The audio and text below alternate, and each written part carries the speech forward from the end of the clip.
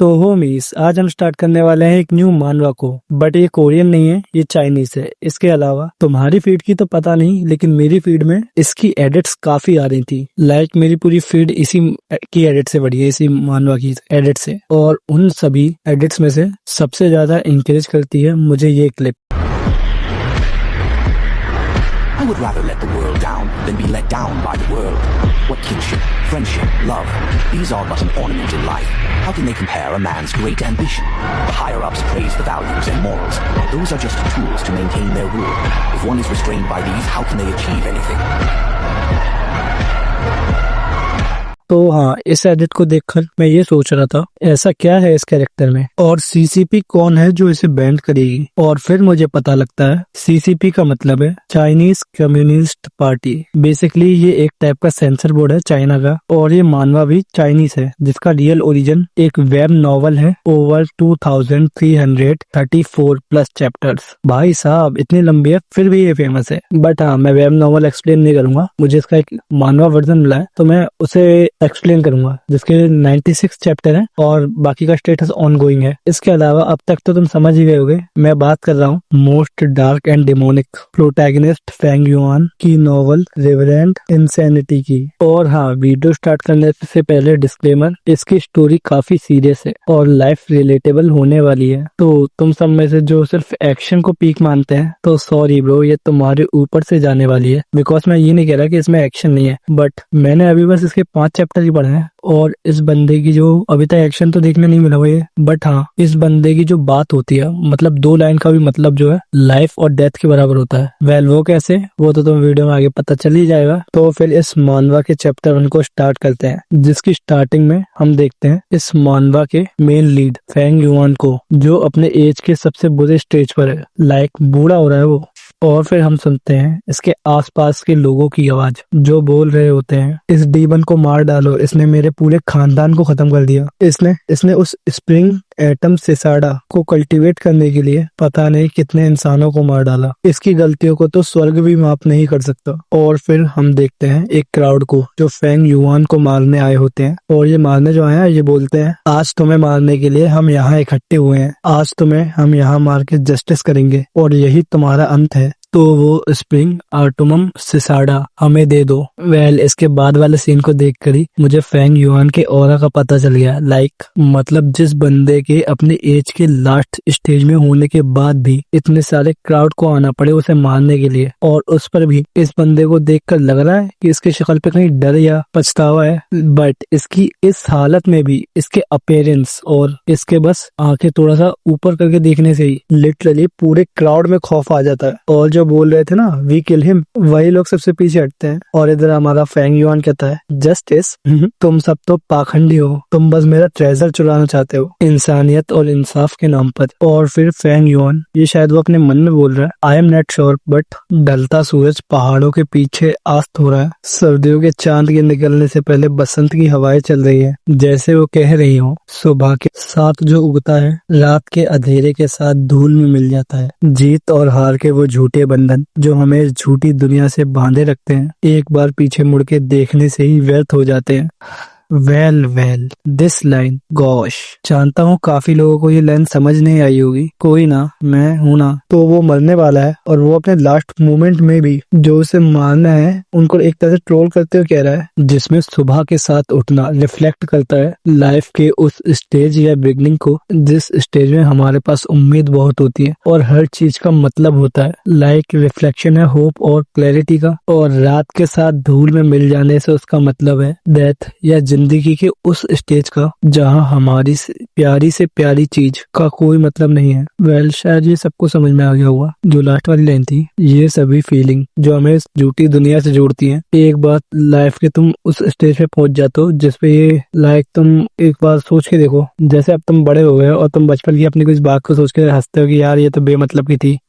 वही जिंदगी का स्टेज आगे आने वाला, उस स्टेज पे जाके तो अपनी पिछली हुई इस हार जीत ईगो वगैरह के ऊपर सोचते हो, उसके बाद रिग्रेट करते हो या रियलाइज करते हो ये तो किसी मतलब की नहीं थी यार। बट हाँ, मैं ये नहीं कह रहा कि लाइफ में ईगो नहीं होना चाहिए या फिर भूख नहीं होनी चाहिए, बट मैं बस रिफ्लेक्ट कर रहा हूँ इस कैरेक्टर की आइडियोलॉजी को। और हाँ, मैं भी समझने की कोशिश कर रहा हूँ, तो इसे कोई ऑफिशियली नहीं बोलेगा। जितना मेरे समझ में आया मैंने आपको वो बताया। वेल, मानवा के आगे बढ़ते हैं और हम देखते हैं फेंग युआन को, जो कहता है स्प्रिंग एटम सिसाडा एक ऐसा कीड़ा है जो समय के फेर को बदल सकता है। लाइक शॉर्टली समझाऊं तो टाइम ट्रेवल लाइक। और फेंग युआन कहता है मैं मरने वाला हूँ, तो तुम इसे रखना चाहते हो तो लो, रख लो। और हम देखते हैं ऊपर से गिरने लगता है स्प्रिंग एटम सिसाडा, और जितने भी लोग खड़े थे ना वो सब उसकी तरफ झपटते हैं। लाइक सब क्या होता है, ये मेरा है, मैं इसे लूंगा, अलाना फलाना। और तुम क्या सोच रहे हो, हमारा फेंग युआन क्या कहेगा? हाँ भाई ले लो। और मेरे को मार दो ना बेटा ना। हम देखते हैं वो स्माइल करता है और बूम, वहां होता है एक ब्लास्ट। और इनमें से भी कुछ लोगों को समझ आ जाता है कि ये एक ट्रैप है। और फेंग युआन कहता है मुझे डीमन पाथ पे चलने का कोई पछतावा नहीं है। मुझे अपने आप पर गर्व है कि मैं इस दोगली दुनिया में शामिल नहीं हुआ, और मुझे ये भी पता था कि ऐसा भी कुछ होगा। इसी के लिए मैंने स्प्रिंग एटम सिसाडा को तैयार किया था। और जितना भी वहां पे क्राउड खड़ा था वो समझ जाता है कि वो स्प्रिंग एटम सिसाडा का यूज करने वाला है, और सब उसकी तरफ उसे रोकने के लिए बढ़ते हैं। वेल, तुम्हें क्या लगता है? जो फेंग, इनकी तो पता नहीं, लेकिन हाँ, फेंग युआन का जो प्रोसेस है पूरा हो जाता है और उसे एक लाइट बाइंड कर लेती है। और ये बंदा अभी भी हंसते हुए कह रहा है अगर मेरा कल्टीवेट किया हुआ स्प्रिंग एटम सिसाडा वर्क करता है तो मैं फिर से एक बार डीमन के पाथ पर चलना चाहूंगा। और फेंग युआन अपनी बात को पूरा ही करता है और बूम, एक और ब्लास्ट। और उसे आसपास के जितने भी बंदे थे, मुझे नहीं पता वो मर गए कि क्या हुआ, ये तो हमें दिखाया नहीं जाता, बट हाँ, वहां पे एक बहुत बड़ा गड्ढा हो जाता है। और जो दूर में बंदे खड़े थे उनमें से एक बंदा बोलता है नहीं, वो चला गया। वेल, अगर स्प्रिंग एटम सिसाडा के बारे में की हुई सारी अफवाह सही है तो वो विकेट डीमन दोबारा लौटेगा वर्ल्ड को डिविस्ट्रेट करने के लिए। और फिर यहाँ से हमें सीधा दिखाया जाता है 500 साल पहले ग्यूम माउंटेन का सीन, जहाँ पर हम देखते हैं एक टेम्पल को जिसके बाहर से आवाजें आ रही होती हैं, आई मीन अंदर से आवाजें आ रही होती है, हमारे पूर्वज हमें आशीर्वाद दो, हम पर दया बनाए रखे। और फिर हम टेम्पल के अंदर का सीन देखते हैं, जहाँ पर हम देखते हैं इस टेम्पल के, या फिर तुम कह सकते हो क्लैन के एल्डर को, जिसका नाम है जून बो, जो कि अपना लाइक पूजा टाइप का कर रहे होते हैं। और बाहर हम देखते हैं कुछ बंदों को, और लगता है ये इन्हीं के क्लैन के बंदे हैं जो आपस में बात कर रहे होते हैं। समय कितना जल्दी बदल जाता है। एक बार फिर से कल हमारी क्लैन की एनुअल अवेकिंग सेरेमनी है, और फिर हम सुनते हैं इस लाल बाल वाले बंदे की आवाज जो कहता होता है वेल, पिछले 3 साल में हमारे गू कबीले में कोई भी टैलेंट पैदा नहीं हुआ। और गू से तुम इसे वो वाला गू मत समझ लेना है, ये उनके क्लैन का नाम है। और फिर ये दूसरा वाला बुड्ढा कहता है जी हाँ, तुम सही कह रहे हो, वाई गांव और शियोंग गांव में पिछले कई वर्षों में बहुत सारे टैलेंटेड बंदे सामने आए हैं और अवेक हुए हैं। यहाँ तक कि ओल्ड जनरेशन भी उनके दबाव को महसूस कर सकते हैं। खास करके बाई गांव से वो लेगबिंग नाम का बंदा, उसकी स्पेशलिटी और अडेप्टिबिलिटी काबिलियत तारीफ है। मात्र 2 वर्ष की एज में ही वो 3rd रैंक का गू मास्टर बन गया था। ये इसके अलावा वो न्यू जनरेशन में सबके लिए एक प्रोडोजी है।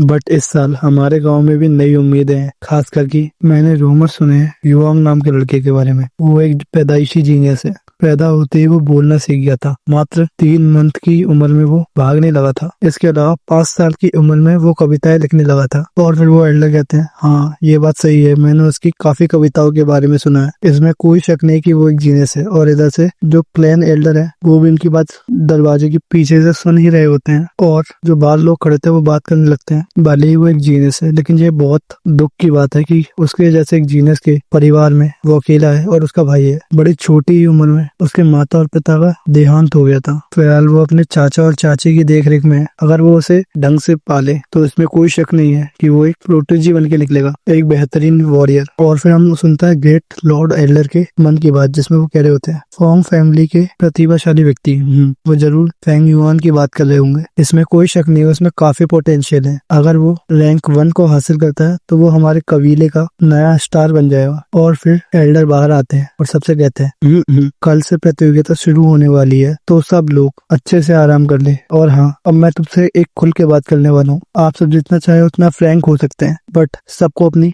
लिमिट्स में रहना होगा। मुझे उम्मीद है आप सब हमारे कबीले की एकता को बनाए रखने में सहायता करेंगे और कोई भी ऐसी हरकत नहीं करेंगे जिससे हमारे क्लैन की इज्जत गिरे। तो कृपया ध्यान रखना। और पता नहीं क्यों इन एल्डर की बात सुन के बाकी के जो लोग थे अभी खुल के बात कर रहे थे वो गुस्से में हो जाते हैं।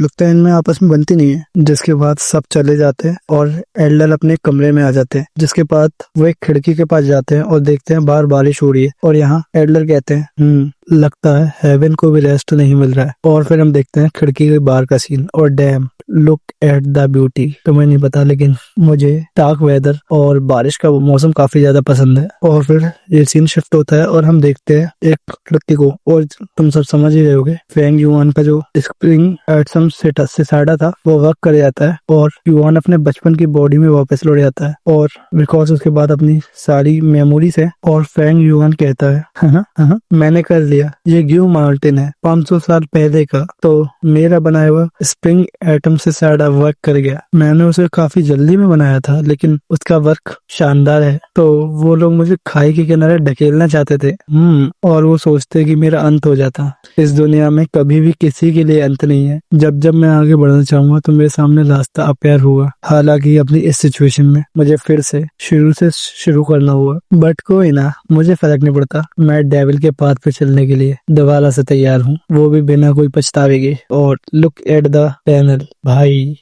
इसके साथ इसका चैप्टर 1 खत्म होता है और मिलते हैं इसके चैप्टर 2 के साथ। तो चैनल पर नहीं हो तो सब्सक्राइब कर लेना और वीडियो को तब तक लाइक कर ही दिया हुआ है। मिलते हैं चैप्टर 2 के साथ। सायोनारा।